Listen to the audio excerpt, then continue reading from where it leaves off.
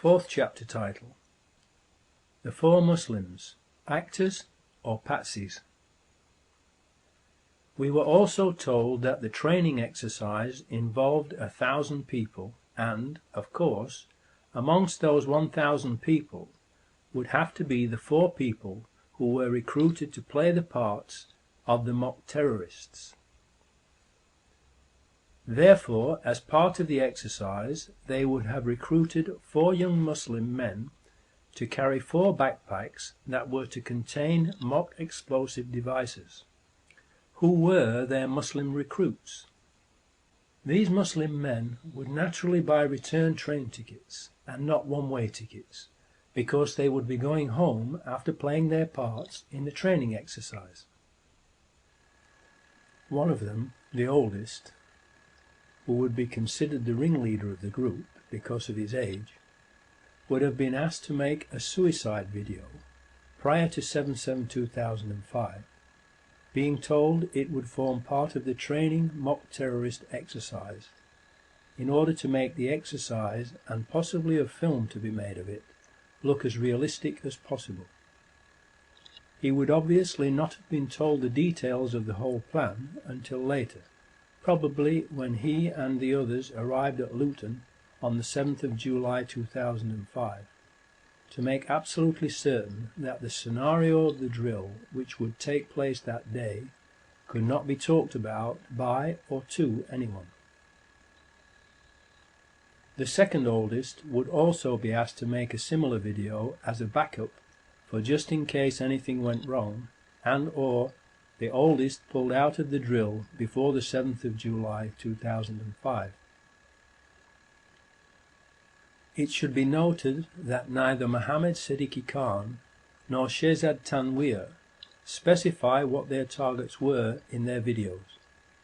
It is also interesting to note that no one has ever claimed responsibility for the 7/7/2005 bombings, except for a message on a fake Al-Qaeda website on the same day that was traced to Texas in the USA. 2 years afterwards, because more and more people doubt the official story and are proving it to be lies and deception, and are rightfully demanding an independent investigation, the police have arrested, frightened, intimidated and harassed Mohammed Siddiqui Khan's widow into publicly condemning her husband. She has a young daughter to protect and has stated that she is now afraid of the police. They kept her in custody for 6 days to intimidate her and then showed her what they claim is her husband's will and suicide note. Obviously, this was done to get her to condemn her husband publicly, in exchange for the authorities' implied agreement to leave her alone, to which she will have agreed in order to protect herself and her young daughter from further harassment. Where were these documents found, and why did it take 2 years for them to be shown to her? They are, after all, her rightful property, if genuine. 2 years is ample time to forge a short handwritten note and signature on a will. In view of the amount of time this suicide note has taken to be mentioned, the timing of it, and all the lies and evidence the authorities have told, fabricated and planted, it cannot be trusted and must be considered another forgery, along with any other new so-called evidence that they might come up with. So the scene is set for the training exercise to go ahead. The fake terrorists have been recruited, the suicide videos have been made, and everyone has been given basic instructions for the day that the exercise is to be put into operation, 7/7/2005. The 4 mock terrorist actors were to meet at Luton train station at 07:20 AM on the 7th of July 2005 and catch the 07:40 AM train from Luton to King's Cross Thameslink station with their pretend bomb backpacks, and then split up and catch 3 tube trains and 1 bus to prearranged destinations, where the fake explosions were to take place as part of the training exercise. Finally, the big day arrived. Everyone was ready. Everyone was either already where he was meant to be or was heading there. But first, let us take a step backwards for a moment to look at the bigger picture and put this mock terror exercise into context with what was happening in Britain at that time. Tony Blair was in big trouble because he had just been sent a very clear message from the British nation via the May 2005 general election, in which he was almost voted out of power, that the British people did not want British troops fighting in George Bush's war of terror in the Middle East. So, to be able to keep the British troops fighting in the Middle East, Tony Blair desperately needed something to happen to change the nation's mind.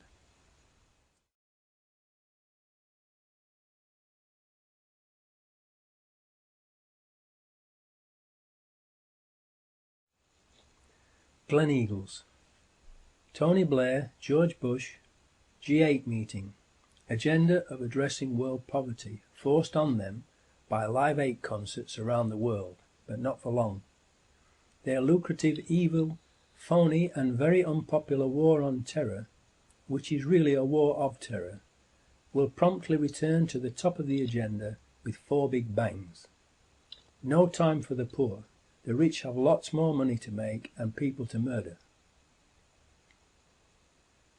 Leeds, where 3 of the Muslim actors lived and were recruited, and where the oldest, Mohammed Siddiqui Khan, was befriended by the local police and was regularly called upon by them to help them to sort out gang rivalry problems. Mohammed was also taken on a tour of the House of Commons by a Leeds MP who befriended him. The perfect patsy, someone who was made to believe he could trust the authorities and that they would therefore not deceive or harm him. Someone who could in turn recruit 2 other Muslims for the drill so they could all become famous and make a nice bit of clean and easy extra money and show their patriotism by helping the authorities to protect Britain from terrorism. Aylesbury, a 4th Muslim actor who has been recruited, Jermaine Lindsay from Aylesbury, will also meet them in Luton. Luton.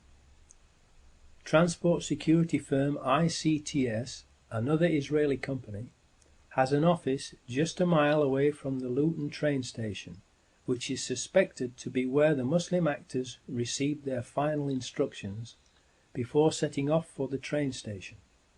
The details of which trains to board, which carriages to get into, where to sit, and which bus to catch, where to sit on it, and at what time. London.